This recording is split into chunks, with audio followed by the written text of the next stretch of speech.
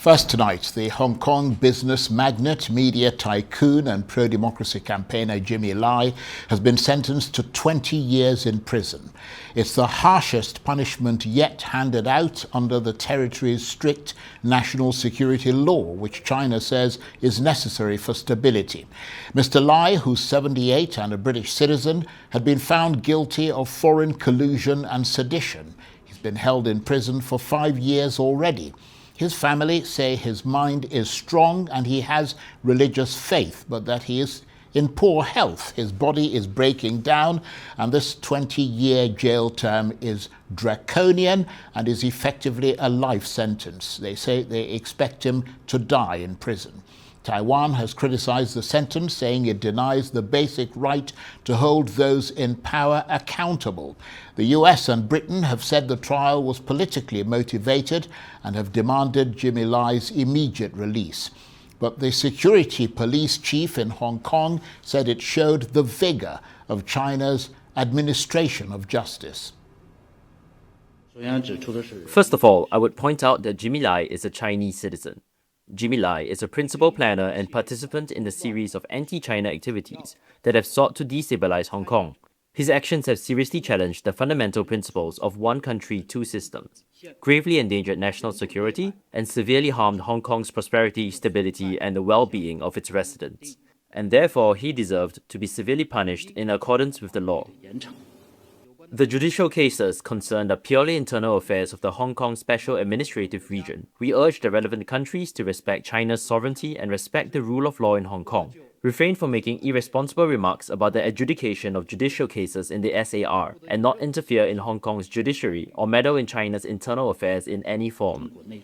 The National Security Department of the Hong Kong Police Force welcomed the court's imposition of a heavy sentences of 20 years imprisonment on Jimmy Lai, demonstrating the court's determination that his offense will of a very serious in nature.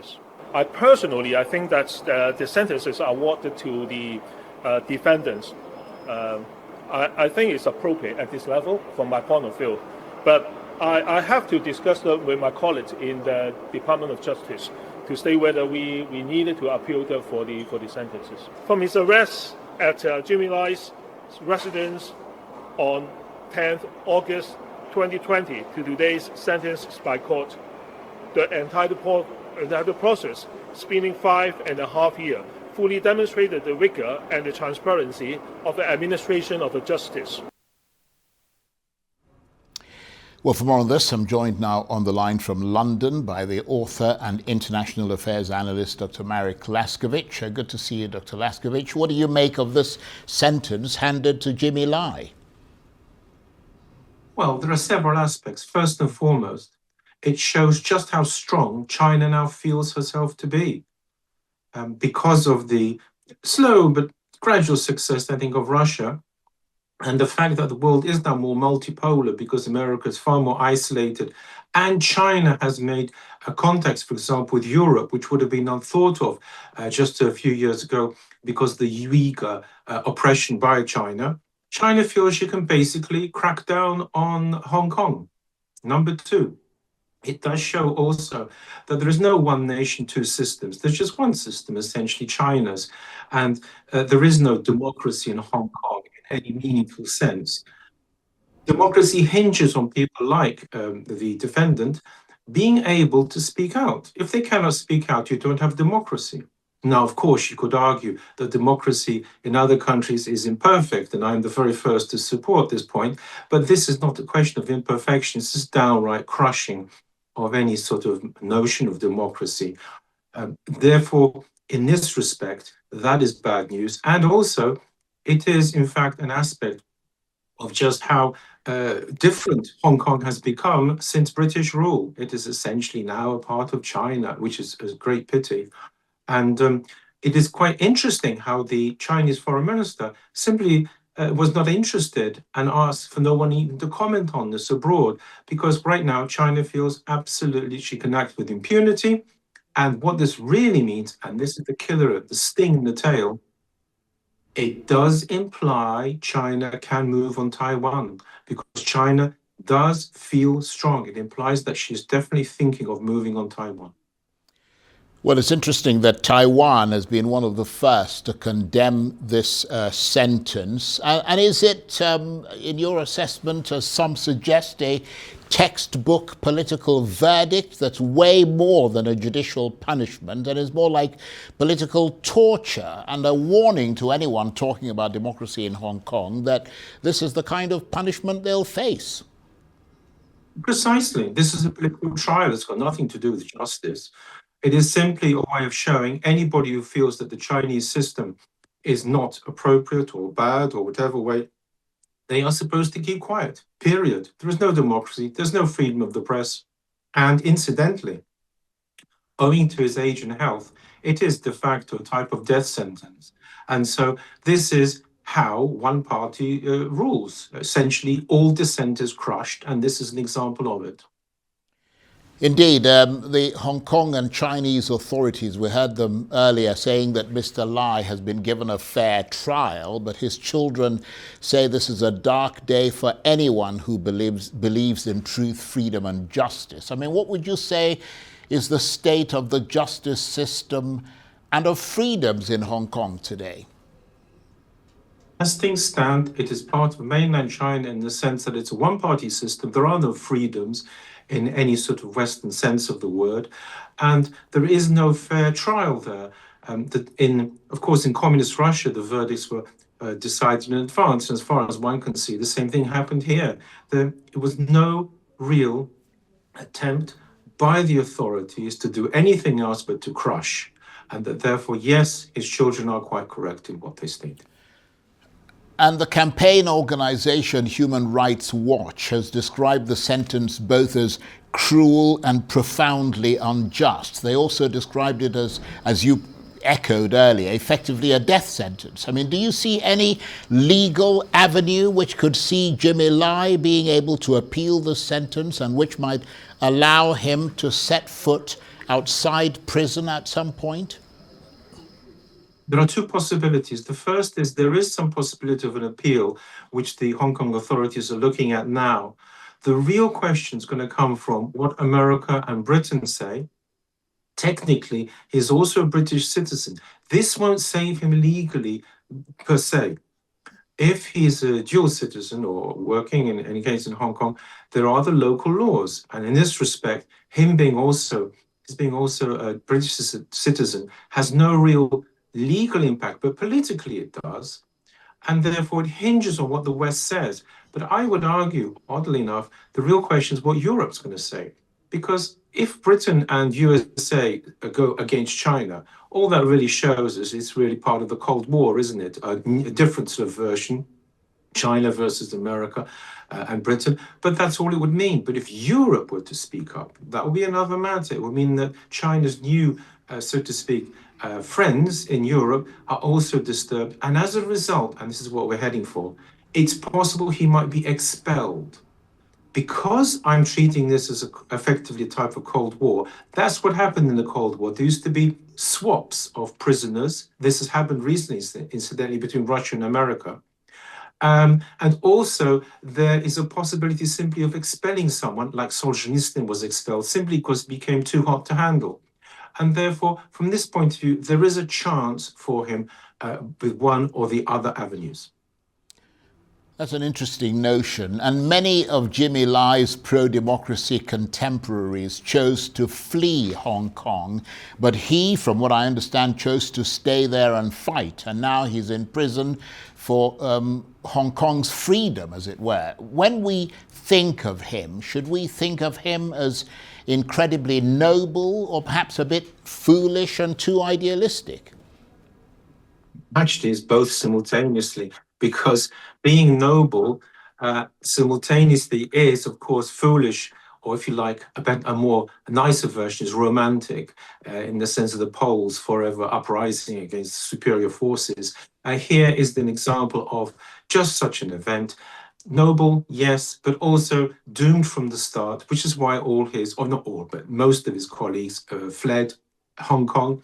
Actually, from Hong Kong's point of view, strictly speaking, we should say from China's point of view, had he fled with the others, so much the better, because then no one would have been left. So from that point of view, we should add to these adjectives describing him the word brave.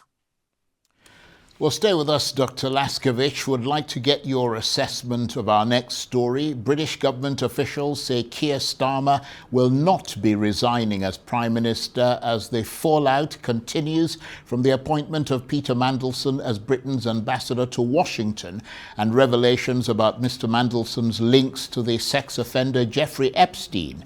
Mr. Starmer is addressing members of Parliament from his governing Labour Party today amid anger over what's come to be known as Mandelson Gate.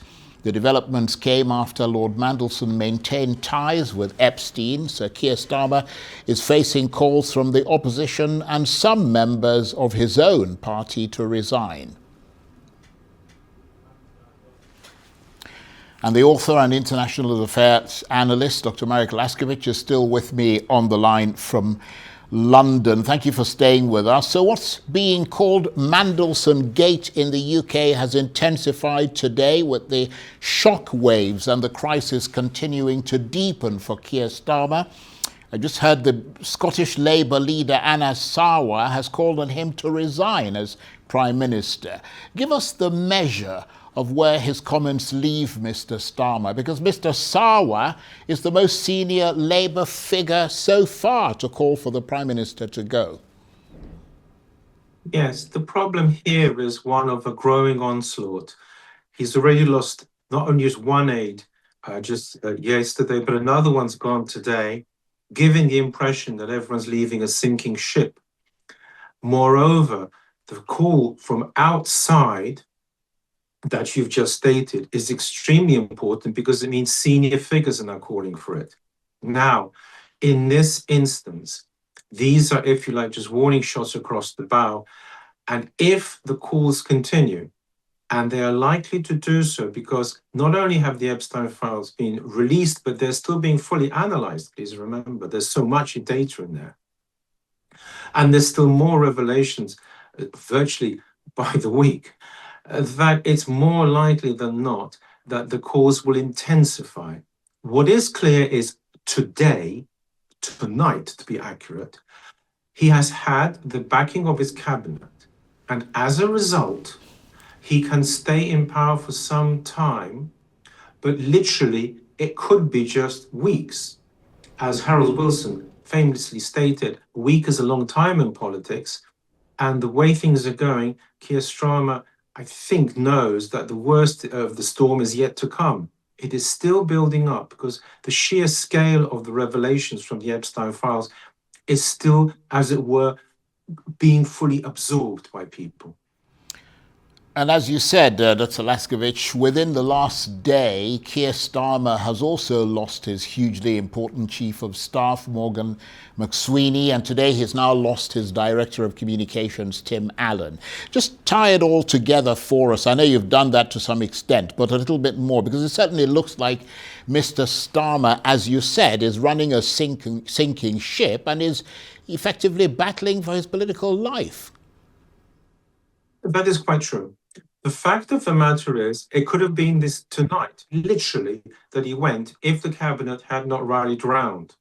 The problem for the cabinet is, and this is the sting in the tail that's going to come soon, is that their reputation will be sullied if they don't act. So the question is just how far do the revelations go? And the key problem is that, of course, Mandelson leaked cabinet secrets. Aside from his behavior associated with Epstein Island and so on, that is another aspect. It has also been mooted, of course, that the former Prince Andrew did the same. And the point about all this is that as this is being investigated by the police, if the police make any sort of sentence which is not short of letting Mandelson off the hook, then it's more likely than not that with any sort of police charge, Keir Starmer will go. That is the key. And the police have been investigating for a while now. And it is interesting that 2 aides have gone. The aides, had they really been absolutely fully 100% responsible, would have resigned before. So the implication is either they are resigning because it is a sinking ship, or because in the certainly case of the first of the aides, they're being asked to take the brunt of the blame. Either way, it's not really working for Keir Starmer. And so the key point is, how long can he hang on before something deadly happens, like the police charging Mandelson or yet more revelations from the Epstein files? And as you mentioned, all this, of course, tied to the shockwaves from that Jeffrey Epstein affair. And you also mentioned that beyond Keir Starmer, the British royal family has also been profoundly affected by the continuing reverberations from the scandal, especially with the former Prince Andrew Mountbatten Windsor, who's deeply immersed in it. I mean, for members of our audience who might not know, just sort of make that link there. Yeah, the key problem is that the former Prince Andrew was, of course, a very key figure in the British royal family. Had something happened to King Charles and he had no children, then Prince Andrew would have been now king. Now, here comes the key problem. He unquestionably carried on meeting Epstein after the Epstein's first conviction, despite denying this. That's bad enough, and that cost him his titles. However, there's more. The key problem is it would appear he also leaked sensitive information, which he was not legally, like Mandelson, bound not to do, but certainly it is, how can one put it, undiplomatic, incorrect behavior by any stretches of the imagination, to the extent whereby it is entirely possible that he himself may come under police scrutiny. In this case, King Charles will have a problem what to do. And what he's done so far is to try and limit the damage by moving Andrew out of his nice home, by stripping of his titles. The question now is, how far will he have to go? And it hinges on anything else that emerges from the Epstein files. It may well be, of course, that King Charles and, of course, Prince William will decide that, unfortunately, he may well have to answer questions, either in America or in Great Britain, about his behavior, especially with regards to any government information. Well, as they said in Alice in Wonderland, it gets curiouser and curiouser by the day, and certainly very interesting the way that you've put it. Thank you very much indeed.